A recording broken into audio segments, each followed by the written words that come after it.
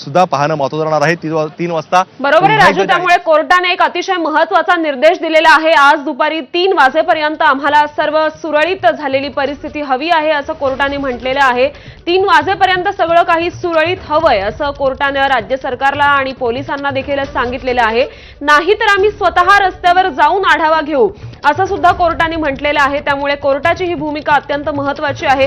3 वाजण्यासाठी अवघे 2 तास शिल्लक आहेत आणि त्याचमुळे आता राज्य सरकार, पोलीस आणि त्याचबरोबर आंदोलकांकडून सुद्धा काय भूमिका घेतली जाते हे पाहणं महत्त्वाचं ठरणार आहे। 3 वाजेपर्यंत सगळं काही सुरळीत होईल अशी अपेक्षा सुद्धा आहे आणि असे निर्देश कोर्टाने दिलेले आहेत। आणि पुन्हा एकदा या संदर्भात अपडेट्स देतील आपले प्रतिनिधी राजू सोनावणे। राजू,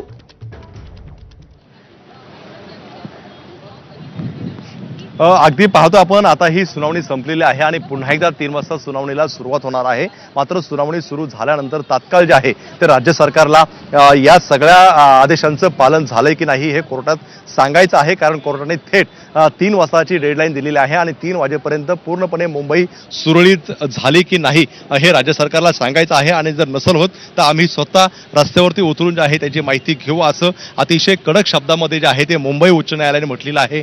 अतिशय हे जे निर्देश आहे हे महत्त्वाचे म्हणावं लागतील, कारण राज्य सरकारला कालच जे आहे ते निर्देश दिलेले होते का उद्या दुपारी 3 वाजेपर्यंत तुम्ही याचे सगळं निर्देश दिलेले आहे याचं पालन करा आणि हे पालन झालंय की नाही हे राज्य सरकारला 3 वाजता सांगायचं आहे। त्यामुळे अतिशय महत्त्वाचे हे निर्देश जे आहे ते म्हणावे लागेल। आपण पाहतोय की पहिल्यांदा जे आहे ते कोर्टाकडून सांगितलं गेलेलं आहे 3 वाजेपर्यंत आम्हाला सगळं सुरळीत झालंय की नाही हे सांगा, नाहीतर आम्ही रस्त्यावर उतरून घेऊ। आपल्या सोबत सचिन गाड आहे का? सचिन, आपल्याला वेळोवेळी कोर्टातून माहिती सांगतो। सचिन, काय नेमकं कोर्टामध्ये झालंय? कोर्टाने अतिशय आपण बघितलं की परखड मत व्यक्त केलेलं आहे। जी काही परिस्थिती आहे ती यापुढे चालू दिली जाऊ शकत नाही असं स्पष्ट मध्ये म्हटलेलं आहे आणि 3 वाजेपर्यंत सगळं पूर्ववत करा। जर राज्य सरकार हे करू शकत नसेल तर आम्ही स्वतः जाऊन त्याची खात्री करू, या शब्दामध्ये मुंबई उच्च न्यायालयाने आपलं मत व्यक्त केलेलं आहे। एवढंच नव्हे तर काल संपूर्ण या प्रकरणात सुनावणी झाली होती आणि तेव्हा जे काही चित्र कोर्टाने आपल्या रेकॉर्डवरती घेतलं होतं त्या आधारावरती आज हा निर्णय आलेला आहे। आज मनोज जरांगे पाटील यांच्या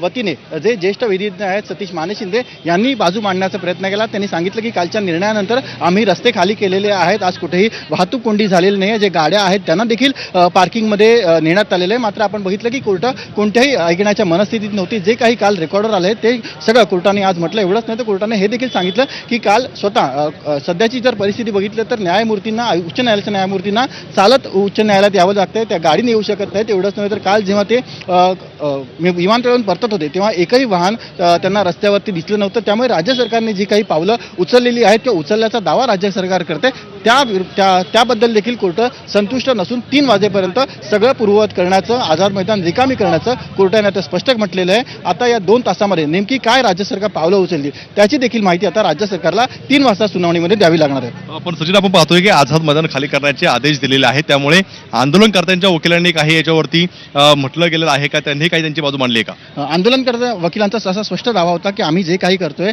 ते शांततापूर्ण करतोय। पहिल्या दिवशी जी परवानगी देण्यात आली होती ती केवळ 5,000 आंदोलकांना होती आणि ते देखील आंदोलनकर्त्यांच्या वकिलांनी, स्वतः मनोज जरांगे पाटील यांच्या वकिलांनी मान्य केलं। मात्र जे उर्वरित लोक आहेत ते त्यांच्या स्वेच्छेने आले, त्यांच्या मनाने आलेले आहेत आणि त्यावरती आम्ही काही करू शकत नाही असं देखील त्यांनी इथे म्हटलेलं आहे। त्यांचा असा देखील उच्च न्यायालयाने त्यावरती हे विचारलं की जेव्हा 5,000ची परवानगी होती आणि तुम्ही जेव्हा 5,000चा मोठा जनसमुदाय मुंबईमध्ये आणला तेव्हा त्यांना कमी करण्यासाठी, त्यांना परत जाण्यासाठी तुम्ही काही पावलं उचलले तर त्यांनी वारंवार सांगितलं की आम्ही मीडियाच्या माध्यमातून आव्हान केलेलं आहे। एवढंच नव्हे तर आजची जर परिस्थिती बघितली तर आज मुंबईमध्ये जनजीवन पूर्ववत झालेलं आहे, कुठेही गर्दी नाही आहे, त्यामुळे आंदोलन शांततेत सुरू आहे हे सांगण्याचा प्रयत्न आज मनोज जरांगे पाटील यांच्या वतीने करण्यात आला। मात्र आपण बघतोय की मुंबई उच्च न्यायालय कोणतीही काही ऐकून घेण्यास तयार नाही आणि 3 वाजेपर्यंत सगळं पूर्ववत करण्याचे थेट आदेश त्यांनी दिलेले आहेत। पण एक प्रकारे राज्य सरकारला फटकारला असं म्हणायचं का? कारण स्वतः कोर्ट म्हणतंय का जर तुम्ही करणार नसेल तर आम्ही रस्त्यावर जाऊन आढावा घेऊ। तो अनेक वर्षांपासून कोर्ट बीट बघतोय, हे किती मोठं निर्देश आणि किती मोठं म्हणायचं याला? नक्कीच आपण बघितलं की जे काही पावलं राज्य सरकारने आतापर्यंत उचललेली आहेत त्यावरती मुंबई उच्च न्यायालय हे अजिबात संतुष्ट दिसत नाही। उच्च न्यायालयाने स्पष्ट केलं की राज्य सरकारने त्यांची पावलं ही व्यवस्थित उचललेली नाही आहेत आणि त्यामुळे आजची जी परिस्थिती आहे ती उद्भवलेली आहे. मुंबईच्या अनेक ठिकाणी अक्षरशः जे आंदोलन करते ते तिकडे जमा झालेले आहेत. मुंबईचं जे एक जनजीवन आहे ते संपूर्णपणे विस्कळीत आहे आणि त्यामुळे राज्य सरकारने जे काही आतापर्यंत जी भूमिका घेतली त्याबद्दल देखील उच्च न्यायालयाने असंतुष्टी व्यक्त केलेली आहे. राज्य सरकार तसा वारंवार कालच्या सुनावणीत दावा होता की फक्त आंदोलन करताना पहिल्या दिवसापर्यंतची परवानगी होती. मग उच्च न्यायालयाने असा सवाल केला की मग एवढे दिवस त्यांना परवानगी कसे काय अजून हे आंदोलन चालू. त्यामुळे आपण बघतोय की राज्य सरकारची जी काही भूमिका आहे, ज्या प्रकारे राज्य सरकार हे आंदोलन हाताळते त्याबद्दल देखील उच्च न्यायालयाने आता नाराजी व्यक्त केलेली आहे आणि 3 वाजेपर्यंत राज्य सरकार कोणती पावलं उचलते याचा देखील लेखाजोखा आता राज्य सरकारला द्यावा लागणार. त्यामुळे आता या 2 तासांमध्ये मोठ्या घडामोडी होऊ शकतात आणि त्याची सगळी माहिती आता राज्य सरकारला मुंबई उच्च न्यायालयात 3 वाजता देणं बंधनकारक आहे.